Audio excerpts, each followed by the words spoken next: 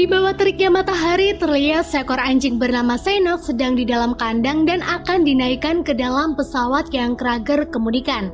Xehanort adalah anjing milik Robert yang akan dikirim ke pertambangan atau tempat kerja tuanya yang baru. By the way, yang udah nonton season 1 pasti udah tahu lah ya Robert itu siapa. Oke lanjut, tak lama datang dua anak bernama Ryan dan Emma yang akan menaiki pesawat itu juga karena mereka ingin menghabiskan weekendnya bersama Croft atau si ayah di tempat pertambangan. Setelah berkenalan dengan Pak Pilot, dua bersaudara itu pun masuk ke pesawat dan merasa impresif karena ada anjing di dalam pesawat. Namun Krager yang akan on the way didatangi Mandisa selaku staf penerbangan. Dia memberitahu bahwa adanya suatu pemberontakan di sepanjang perbatasan wilayah. Mandisa mengusulkan baiknya Krager menunda penerbangan ini. Tapi menurut Krager dia bisa mengatasi masalah ini dengan cara menghindari wilayah perbatasan. Dan tanpa basa-basi lagi perjalanan mereka pun dimulai. Dua bocil itu pun menyaksikan pemandangan yang indah di perjalanannya. Dari atas mereka bisa melihat sekumpulan gajah, jerapah, dan zebra.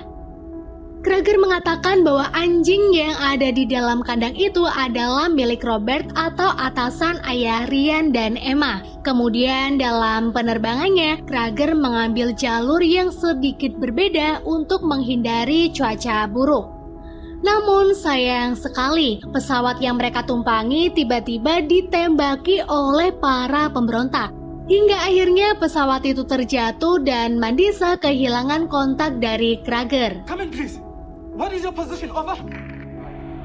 Flight ZS 280. Position please. Ryan dan Emma yang tidak pingsan langsung membangunkan Krager serta mengeluarkannya dari pesawat.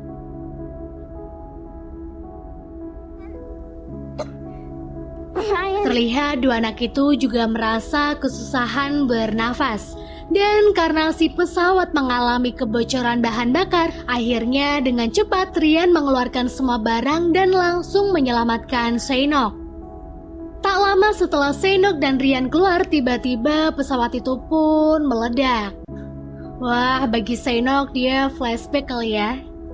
Mengingat hari akan berganti malam dan mereka juga sedang berada di tengah hutan sabana, Krager dengan sisa tenaganya itu menyuruh Ryan agar bergegas mengumpulkan ranting kayu dan membuat perapian. Karena menurutnya itu adalah satu-satunya cara agar mereka terhindar dari serangan singa saat malam hari. Selesai membuat perapian, dua bersaudara itu pun mulai mengunboxing tas arjen dari pesawat. Di sana mereka mendapati lumayan banyak makanan dan bisa dikonsumsi sampai beberapa hari ke depan. Setelahnya mereka memberikan minum kepada Krager yang sedang terkapar lemah. Mereka juga mencoba memberikan pertolongan pertama untuknya. Di tempat penerbangan terlihat Jennifer, ibu dua anak itu pun datang atas panggilan Mandisa dengan tergesa-gesa. Yes, he was getting on the plane to head down here. Ketika menjelang malam juga datang Kolonel Ibori selaku kepala tim penyelamat. Tak lama kedatangan Kolonel Ibori disusul dengan Croft atau suami Jennifer. Sepasang suami istri itu pun diajak Kolonel ke tempat kemahnya yang jaraknya sekitar 3 mil dari sana. Malam itu sebenarnya mereka tak menyetujui keputusan sang kolonel yang baru akan melakukan pencarian besok pagi. Namun karena ini sudah kesepakatan para tim SAR, akhirnya kedua orang itu pun tak bisa membantahnya lagi. Ryan dan Emma terlihat sedang menemani Krager, sementara Xehanort tetap setia menemani mereka. Dan tiba-tiba muncul suara aneh yang membuat mereka netting. Kemudian setelah didekati itu hanyalah seekor kura-kura. Keesokan harinya tim penyelamat mulai melakukan pencarian dengan helikopter. Sementara di tenda terlihat orang tua Emma dan Ryan sangat merasa sedih karena anaknya belum ditemukan. Di waktu yang sama, Ryan dan Emma yang mendapati kondisi Krager semakin memburuk panik. dan memikirkan bagaimana caranya untuk menolong dia. Akhirnya Ryan dan Emma pergi mencari pertambangan ayahnya untuk meminta pertolongan bersama Shinnok. Sebelum pergi, mereka meninggalkan beberapa makanan untuk Krager. Saat di perjalanan, mereka bertemu seekor gajah yang terjebak di antara ranting-ranting pohon. Setelah ditolong karena gajah itu jinak kepada mereka, akhirnya dua anak itu pun menamainya Rumba. Still have to name him. I think we should call him Rumba. Rumba. Where did that come from? Setelah itu, mereka yang meyakini bahwa tempat pertambangan itu dekat mulai melanjutkan perjalanannya kembali. Dan Rumba juga mengikuti mereka loh. Tak lama mereka bertemu dengan para kuda Nil yang sedang mandi. Setelah asyik bermain dengan Rumba, kini mereka pun berjalan kembali. Beberapa jam kemudian, karena hari akan mulai gelap, akhirnya mereka memutuskan untuk menyiapkan tempat camp. Di sana Emma mencoba menyalakan api dengan cara pemantulan sinar matahari. Dan lihat, berhasil dong lur. Mereka lalu berusaha membuka makanan kaleng yang ada di tas Arjun. Sampai malam, dua anak itu berusaha semaksimal mungkin untuk terus menjaga api mereka agar tetap menyala. Dan seketika Emma sedih karena teringat kenangan bersama ayah dan ibunya saat mereka sedang camping.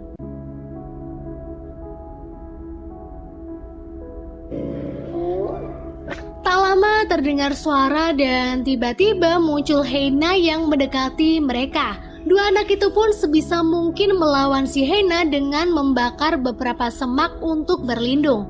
Dan akhirnya dengan cara itu pun mereka berhasil. Tapi walaupun berhasil, Emma menangis karena berpikiran dia tak akan bisa lama bertahan di sini. Namun ketakutan itu segera ditangkis Ryan yang selalu menyemangatinya. Paginya, Ryan yang masih tidur dibangunkan oleh seekor burung unta yang mematuk kepalanya. Dia yang terbangun langsung menemui Emma dan menyarankan dia agar mereka selalu bersama. Nah, di tempat yang sekarang sudah lumayan jauh dari dua bocil itu, terlihat Krager sedang diangkat oleh dua orang penduduk asli wilayah sana yang sedang berburu. Kini Ryan dan Emma kembali melanjutkan perjalanannya. Dan tak terasa saat sudah mulai sore, mereka yang dipastikan lelah seperti Hayati dibuat panik karena datangnya sekumpulan zebra yang lari sangat cepat. Dua anak itu pun langsung lari terbirit-birit untuk menghindari pijakan dari kumpulan zebra itu. Di tempat yang berbeda dapat kita lihat juga para tim SAR masih tetap terus melakukan upaya pencarian. Tak lama, Kolonel memberitahu kepada kedua orang tua Ryan dan Emma bahwa sekarang pesawat dan Krager telah berhasil ditemukan oleh penduduk asli wilayah sana. Krager kini dalam kondisi yang lemah akibat mengalami dehidrasi parah dan demam. Namun sayangnya Ryan dan Emma tak ada di sana. Akhirnya ya pencarian itu pun belum dikatakan selesai. Nah, Jennifer yang gemes karena anaknya tak kunjung ditemukan pun mengajak suaminya untuk melakukan sesuatu. Balik lagi ke tengah hutan sabana, terlihat kini Emma sedang menangis karena mereka kehilangan Shinnok saat tadi lari kepanikan. Emma pikir Shinnok telah mati karena terinjak-injak oleh sekumpulan zebra tadi. Ryan yang sebenarnya sedih juga mengajak Emma untuk melanjutkan perjalanan dengan menaiki atas bukit. Dan saat sampai di tempat, Ryan meluapkan rasa kesalnya karena merasa buntu dengan perjalanan ini. Just great! Just great! Di tempat yang tak jauh, Shinnok yang sedang mencari Ryan dan Emma tiba-tiba diikuti oleh seekor macan tutul. Semakin lama, macan tutul itu pun semakin mendekat. Dan Shinnok yang menyadari sedang diintai oleh macan tutul langsung berlari sekencang mungkin. Jancuk deg-degan aku. Sementara Ryan dan Emma, dia yang kembali melanjutkan perjalanannya pun mulai merasa lelah dan akhirnya memilih untuk beristirahat sampai malam. Sebelum tidur, mereka bermain-main terlebih dahulu dengan memanjat pohon. Dan karena merasa nyaman di pohon itu, akhirnya mereka memilih untuk tidur di sana. Keesokan harinya mereka dibangunkan oleh seekor jerapah. Dan karena dua anak itu memberi si jerapah makanan, akhirnya hewan yang memiliki nama ilmiah giraffa itu pun menjadi jinak kepada mereka. Di hari ketiga ini mereka mulai merasa kehausan karena tak kunjung menemukan sumber air. Namun mereka tak putus asa untuk melanjutkan perjalanannya. Terlihat Shinnok juga mulai kehausan dan sekarang dia tengah menjilati bekas tanah gumbangan air. Sekarang dua anak itu pun mulai pucat karena kelelahan. Pandangannya pun semakin kabur dan tak lama kemudian mereka pun pingsan. Namun tak lama tiba-tiba hujan mengguyur sabana. Akhirnya dua anak yang kehausan itu pun bisa minum dan mengisi botolnya.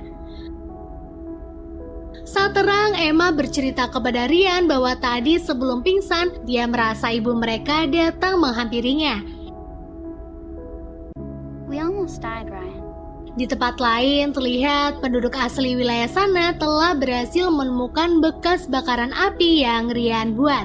Nah, sementara dua anak itu tak sengaja bertemu seekor gajah yang sedang marah-marah.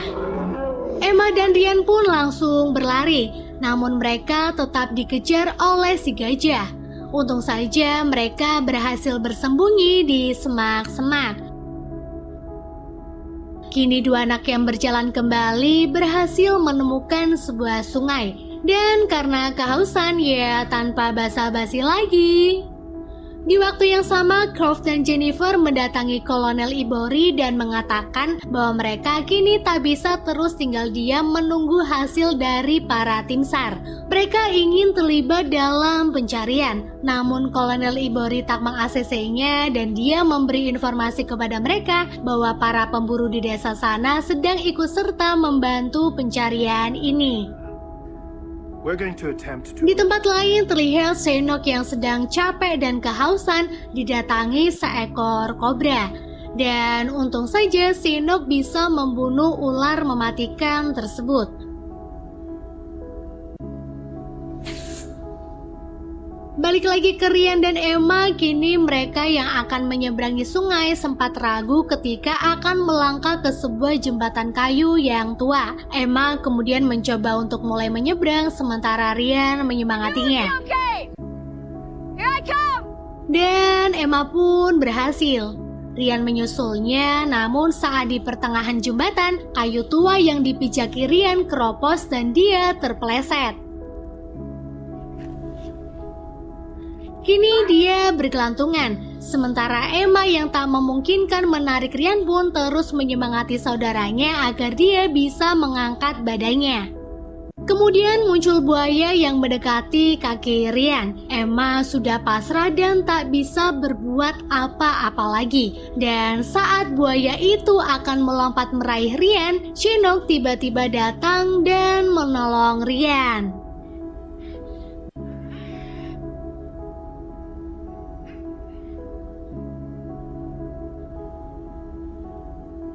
Berkat Shinnok, akhirnya anak itu pun selamat. Malamnya saat Emma baru saja mengatakan tadi siang adalah ke-50 kalinya mereka diserang oleh hewan-hewan sini, tiba-tiba muncul seekor singa yang mengagetkan mereka. Dua anak itu pun langsung menggunakan obornya sebagai senjata.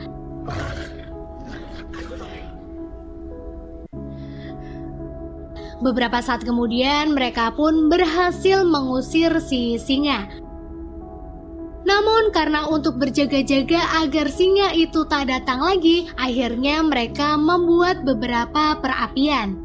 Firasat mereka betul.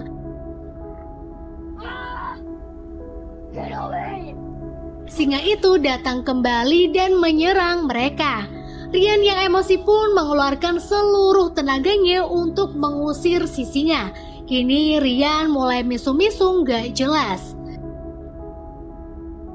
Nah, dan paginya penduduk asli sana yang berhasil menemukan jejak sepatu Ryan gercep lapor ke tim SAR. Kabar baik itu pun kini telah sampai di telinga orang tua Ryan dan Emma. Terlihat mereka pun sangat bahagia mendapati kabar bahwa anaknya berhasil selamat. Kini Ryan dan Emma melihat seekor impala yang sedang diterkam oleh para macan tutul.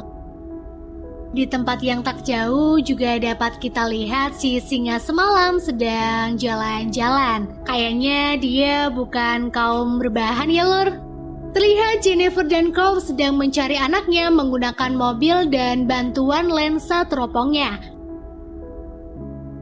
Sementara mereka yang sedang dicari tengah mengumpulkan kayu untuk dibakar. Dan Shynock tetap setia menemani dua anak itu. Singkat waktu malam pun tiba, dan di penghujung hari tersebut dua anak itu pun kembali diusik oleh si singa.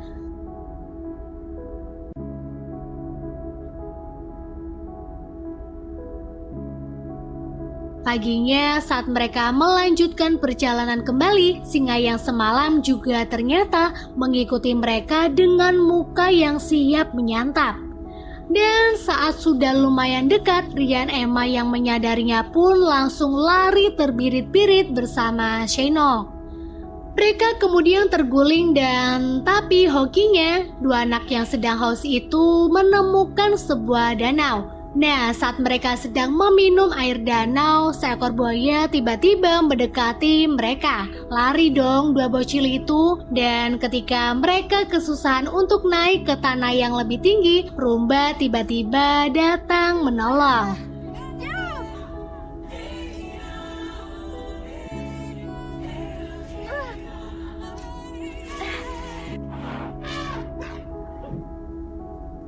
Lama setelah Rumba pergi, mereka yang berjalan kembali mendengar suara mobil. Dan ternyata itu adalah kedua orang tua mereka. Kini keluarga Croft pun sangat bahagia karena akhirnya mereka bisa berkumpul lengkap kembali.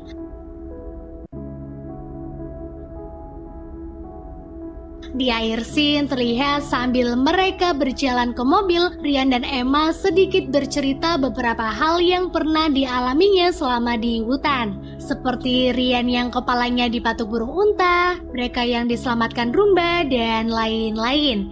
Film pun selesai.